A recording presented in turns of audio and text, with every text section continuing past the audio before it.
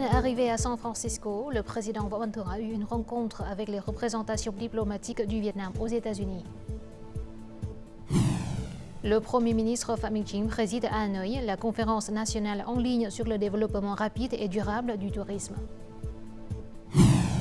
Restaurer et faire revivre les costumes anciens, Nguyễn Quang Huy souhaite contribuer à la promotion de la culture traditionnelle vietnamienne dans le monde.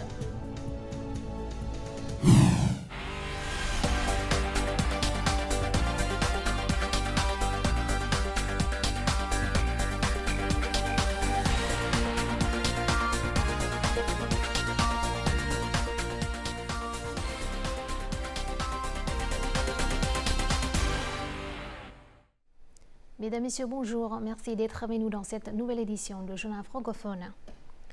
Le président Võ Văn Thưởng est arrivé aujourd'hui à San Francisco, entamant ses activités bilatérales aux États-Unis et sa participation à la semaine de haut niveau de l'APEC 2023. Première activité de son ordre du jour, une rencontre avec les fonctionnaires de l'ambassade du Vietnam aux États-Unis, de la mission permanente du Vietnam auprès des Nations Unies, ainsi que les agences de représentation du Vietnam à San Francisco et Houston. Le chef de l'État a salué les contributions des représentations diplomatiques du Vietnam aux États-Unis, notamment à l'élévation des relations bilatérales au niveau de partenariat stratégique intégral. Võ Văn Thưởng a également souligné l'importance de la protection des citoyens vietnamiens aux États-Unis et de la communication pour qu'ils comprennent de manière complète et précise la situation actuelle du pays natal. Le Vietnam se trouve au 5e rang mondial et au premier rang en Asie du Sud-Est en termes du nombre d'étudiants aux États-Unis, avec environ 30 000 étudiants.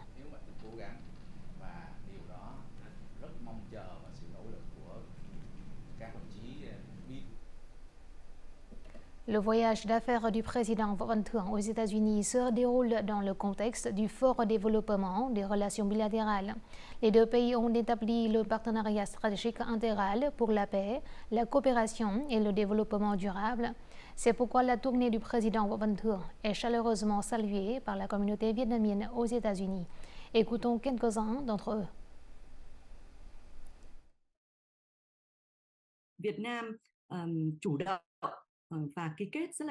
Le fait que le Vietnam ait signé de nombreux accords de libre-échange et participé activement aux programmes de coopération multilatéraux et aux forums multilatéraux montre que la capacité d'intégration du Vietnam s'est également accrue.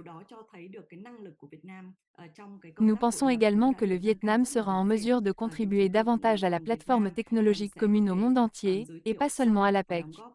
Au cours de la période récente, lorsque le Vietnam et les États-Unis ont rehaussé leurs relations, on peut constater que de nombreuses délégations ont commencé à se renseigner sur les opportunités au Vietnam et la capacité d'établir un centre technologique pour l'industrie des puces ou des semi-conducteurs. C'est une opportunité pour tout le monde. Du gouvernement aux grandes entreprises américaines, tous sont désireux d'investir au Vietnam. Les événements récents entre les deux pays sont très significatifs, mais il faut aller plus vite. Les entreprises américaines doivent être davantage informées des succès du Vietnam. Je travaille pour Amazon, et je trouve que la société reste encore assez prudente, faute de connexion et d'informations. Personnellement, je suis très honorée d'avoir eu la chance de représenter les jeunes Vietnamiens aux États-Unis pour exprimer mes réflexions sur certaines questions de développement du pays, telles que l'économie, l'éducation, la science et la technologie. J'ai le sentiment qu'une partie de mes idées ont été écoutées. De nombreux Vietnamiens à l'étranger, en particulier aux États-Unis, souhaitent réellement contribuer au développement du pays. Les rencontres avec les hauts dirigeants du pays sont l'occasion pour les Vietnamiens d'outre-mer de faire écouter leurs pensées et leurs opinions.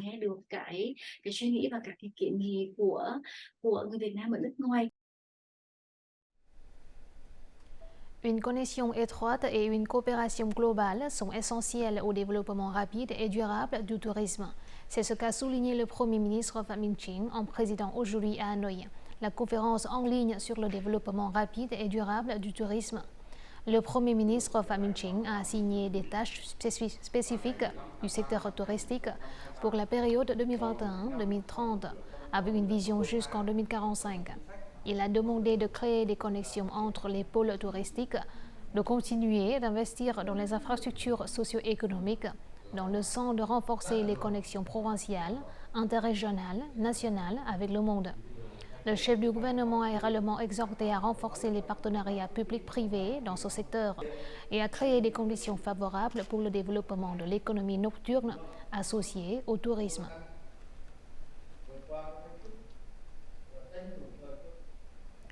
La 17e réunion des ministres de la Défense de l'ASEAN s'est achevée aujourd'hui à Jakarta en Indonésie avec l'adoption d'une déclaration commune pour la paix, la prospérité et la sécurité.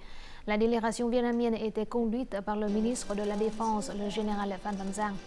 Ayant pour thème paix, prospérité et sécurité, la DMM 17 a adopté la déclaration commune de Jakarta pour la paix, la prospérité et la sécurité, reconnaissant les menaces et défis traditionnels et non traditionnels en matière de sécurité.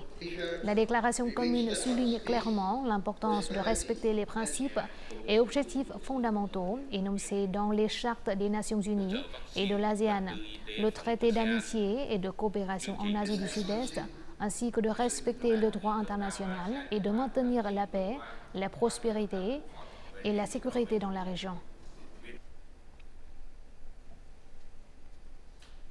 Ces 2 derniers jours, de fortes pluies ont provoqué des inondations d'envergure dans les provinces de Thừa Thiên Huế et de Quảng Trị au centre. De nombreuses routes ont été gravement inondées, rendant-les très difficiles la circulation routière. L'eau des rivières et des ruisseaux augmente rapidement. Le risque de glissement de terrain est très élevé. Actuellement, des milliers de foyers du district de Hai Lăng, province de Quảng Trị, sont isolés par les inondations. À Thừa Thiên Huế, tous les élèves sont autorisés à s'absenter de l'école à partir d'aujourd'hui. Dans les prochains jours, des pluies fortes et très fortes sont toujours attendues dans la région du centre.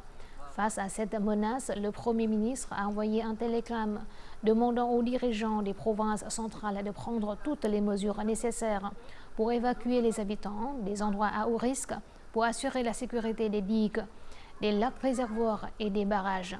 Les autorités locales sont aussi appelées à mobiliser des moyens pour fournir de la nourriture et venir en aide aux populations sinistrées. Alors que les provinces des hauts plateaux du centre sont connues comme la principale zone de production de café dans le centre du Vietnam, la province de Sơn La est considérée comme le plus grand producteur de café de la région du Nord. Actuellement, Sơn La se classe au 5e rang national en termes de production de café. Ces dernières années, cette province a mis en œuvre de nombreuses mesures pour guider les agriculteurs dans la production de café durable et efficace, garantissant ainsi un approvisionnement de haute qualité sur le marché. Les zones de culture de café de Sơn La ont mis en œuvre une série de solutions pour améliorer la qualité de leurs produits. Celles-ci incluent la planification stratégique, la replantation et le respect des normes de production durable exigées par les marchés internationaux. Les agriculteurs sont les principaux bénéficiaires de ces changements.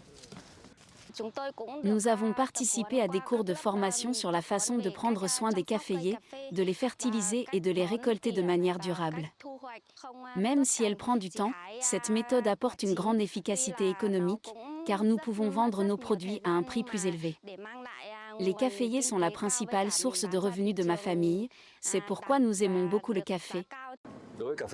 Notre objectif est de développer les produits de café Sơn La de manière durable, en veillant à ce qu'ils répondent à diverses normes propres, vertes et biologiques. Actuellement, le Vietnam exporte du café vers plus de 80 pays et territoires. L'UE reste le marché qui consomme le plus de café vietnamien, représentant 38% du volume total des exportations de café du pays. En tant que tel, répondre aux normes de ce marché est crucial pour les zones de production de café de Sơn La. Pour se conformer aux lois de l'UE sur la déforestation, la province a progressivement développé l'industrie du café dans une direction verte et durable afin de prévenir la déforestation. Actuellement, certaines de nos zones de café ont obtenu les certifications UTZ ou 4C. L'industrie du café vietnamienne s'efforce d'appliquer les normes internationales dans sa production, tout en élaborant des normes nationales en harmonie avec les normes internationales.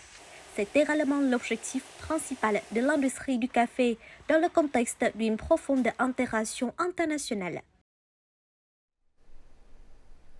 Notre journal continue avec les taux de change et l'indice de la bourse du Vietnam.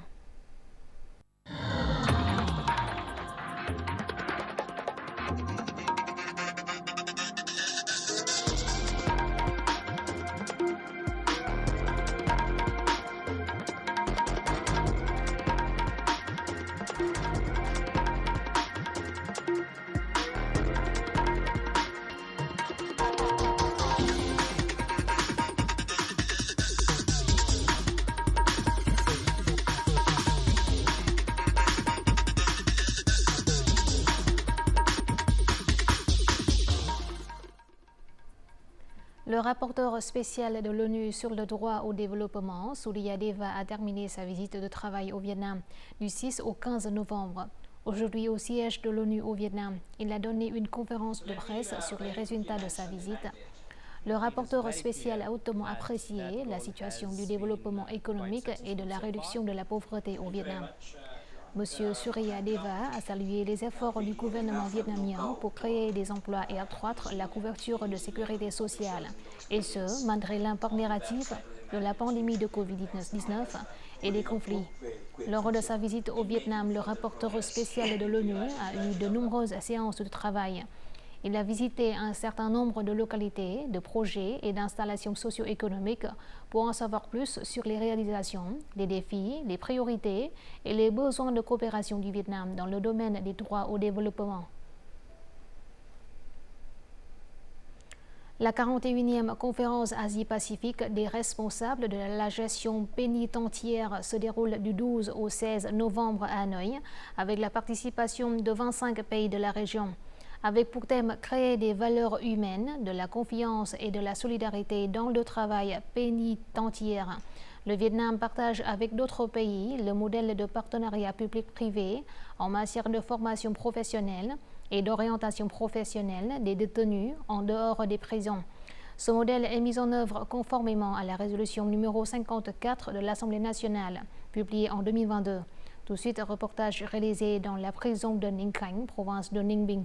L'une des premières prisons du pays a déployé cette activité de formation et d'orientation professionnelle pour les prisonniers. Nous voici dans un atelier de fabrication de briques. Grâce à l'aide des techniciens, ces détenus apprennent à faire fonctionner la chaîne de production automatique de briques.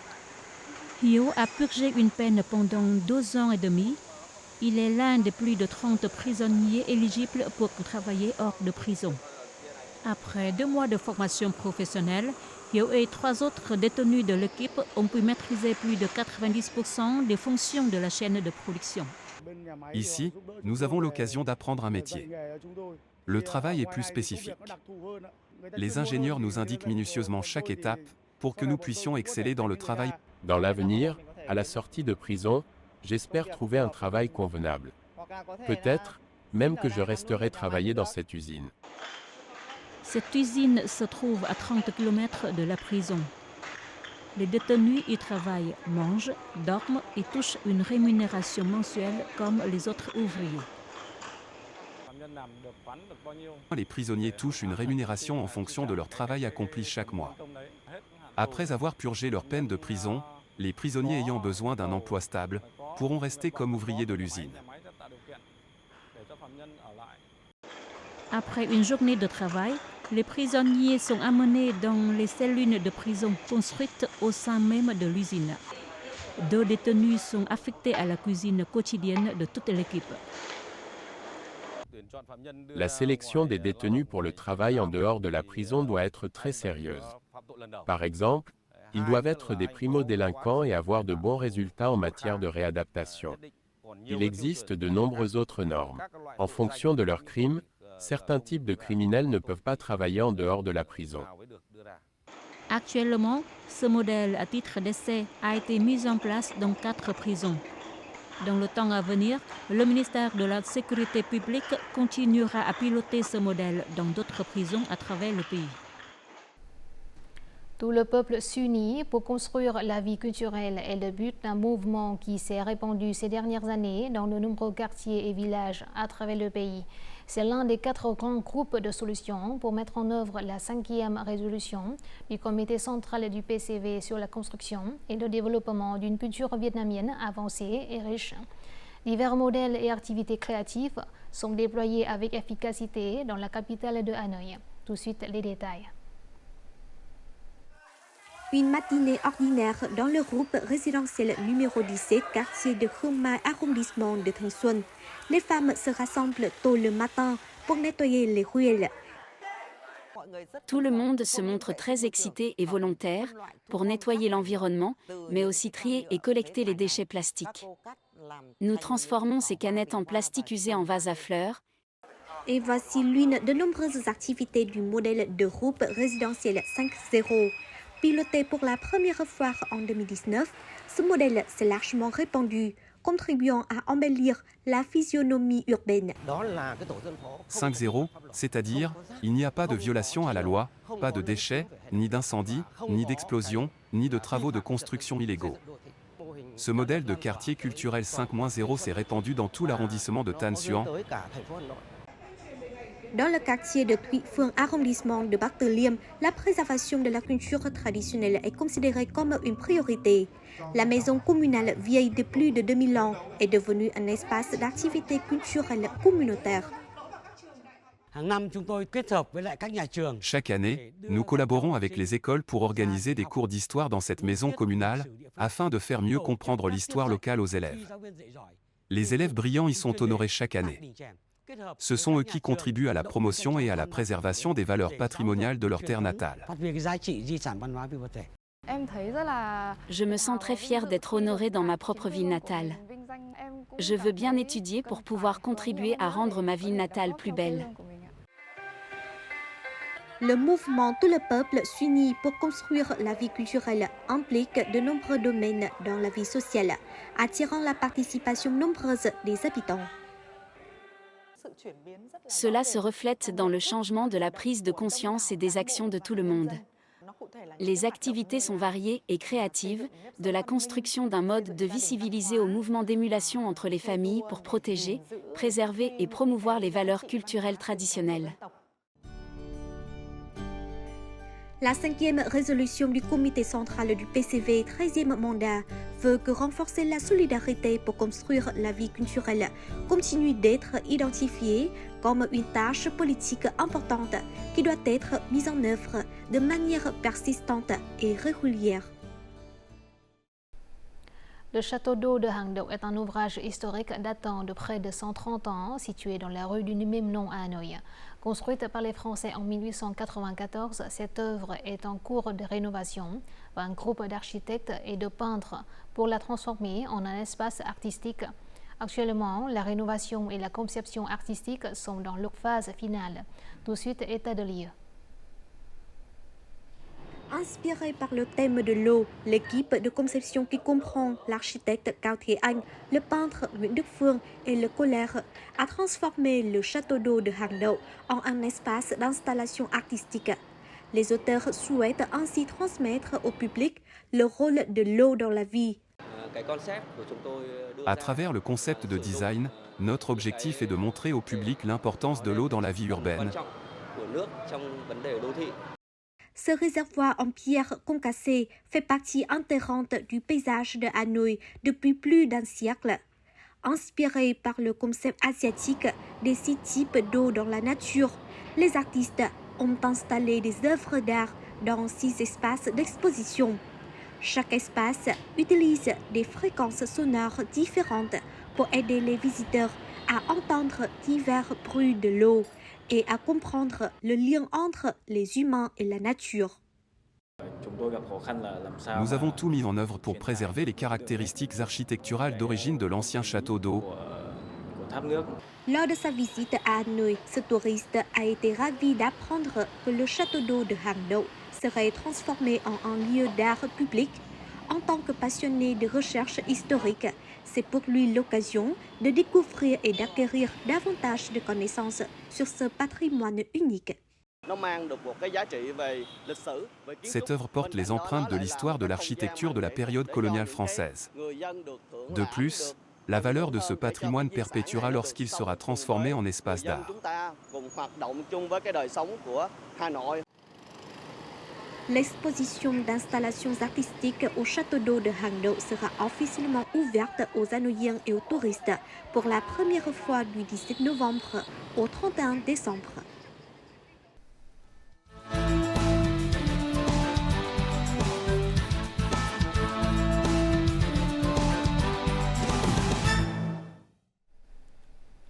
Il y a 4 ans, un étudiant vietnamien en urbanisme en Allemagne a décidé de se lancer dans les recherches et la restauration des costumes anciens afin de préserver la culture traditionnelle vietnamienne.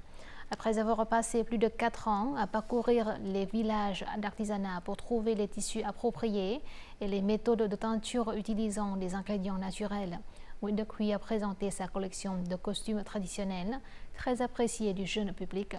Dans ce chapitre, le Vietnam en un clin d'œil, nous vous invitons à rencontrer le jeune designer pour en savoir plus sur sa passion et ses efforts pour faire revivre les costumes anciens du Vietnam. Des costumes traditionnels vietnamiens faits à partir de matériaux naturels et avec des techniques de teinture entièrement artisanales. Nguyễn Đức Huy, 28 ans, a consacré beaucoup de temps à la recherche et à la reconstitution de vêtements traditionnels vietnamiens. Désireux de recréer les méthodes naturelles de teinture des tissus du Vietnam, il a créé sa propre marque de vêtements traditionnels nommée Dong Phong en 2019. Avec son amour pour les vêtements traditionnels vietnamiens, il espère inspirer de nombreux jeunes qui partagent la même passion pour la préservation de la culture vietnamienne. Quand j'étudiais en Allemagne, de nombreux amis internationaux me demandaient ce qu'il avait d'unique au Vietnam. Cela m'a fait réaliser que mes connaissances sur la culture vietnamienne étaient très limitées. Depuis, j'ai commencé à en apprendre davantage sur la culture vietnamienne. J'ai découvert que les costumes traditionnels du Vietnam étaient très variés et je suis devenue de plus en plus passionnée. À mon retour au Vietnam, j'ai décidé de me concentrer sur cet aspect. Il s'agissait non seulement de faire découvrir aux jeunes la beauté des vêtements traditionnels vietnamiens, mais aussi de les encourager à explorer d'autres aspects de la culture vietnamienne. Au départ, je ne m'intéressais qu'à l'apparence et à l'ensemble de la tenue traditionnelle. Cependant, plus je m'enfonçais dans la création des costumes traditionnels, plus je me suis intéressée aux matériaux. Cela m'a poussé à créer mon propre tissu pour approvisionner la fabrication des costumes traditionnels vietnamiens.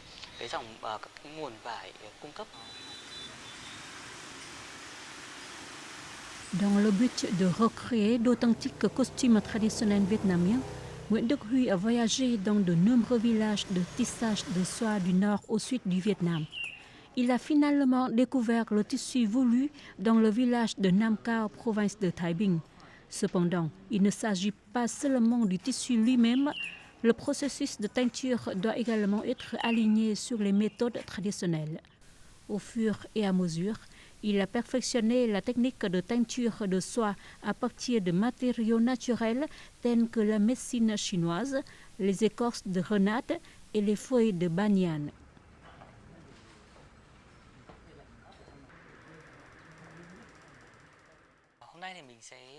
Maintenant, je vais utiliser l'arbre sapane pour obtenir le rouge. Le noyau de l'arbre me fournit une couleur vin rouge, très naturelle. Il est difficile de calculer avec précision la quantité de teinture, car cela dépend de l'épaisseur du tissu, de sa taille et de la teinte souhaitée. En moyenne, j'en utilise 2 à 3 kilos pour un vêtement. La patience et la précision sont les clés pour réussir une teinture. Cette complexité exige une compétence raffinée. Cependant, ce sont précisément ces défis qui font de chaque pièce de tissu créée par lui un chef-d'œuvre unique en son genre. Lors de la teinture, il est essentiel de tourner manuellement le tissu pour garantir une couverture de couleurs uniforme en évitant les taches causées par une application inégale. Pour obtenir des couleurs vives et claires, des additifs peuvent être ajoutés. Le rouge a été la première couleur que j'ai mise sur la chemise. Mais c'est l'indigo qui est l'identité de notre marque. Lorsque j'ai découvert les particularités de l'indigo, j'ai été vraiment surpris car il est très différent des autres ingrédients. Pour moi, la coloration naturelle est comme un passe-temps et je peux la pratiquer tous les jours. Ainsi, lorsque j'ai commencé à teindre, c'était pour moi une façon de me détendre et de me reposer. Voici le cahier dans lequel j'ai noté chaque détail de mes expérimentations avec les couleurs naturelles. Il y a eu des succès et des échecs. J'ai tout écrit dans ce cahier et je le consulte très souvent. Je souhaite que mes produits soient les plus artisanaux possibles. Je veux que les clients puissent ressentir la différence entre les produits artisanaux et ceux industriels. Par conséquent, ils seront prêts à dépenser plus pour acheter des costumes artisanaux. Ils essaieront également de les utiliser plus souvent au lieu d'une consommation rapide.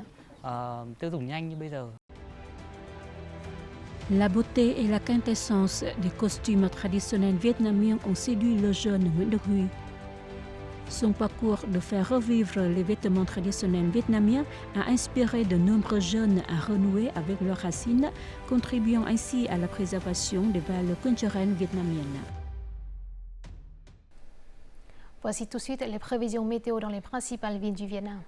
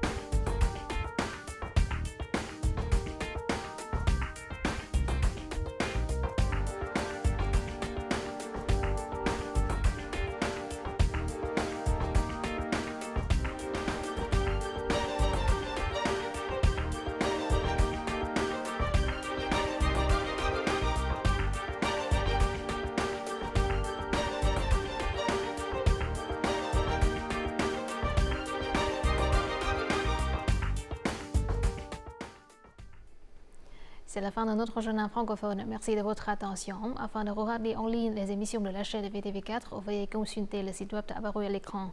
Vous pouvez aussi télécharger l'application VTV Go sur App Store ou Google Play. Au revoir et à la prochaine.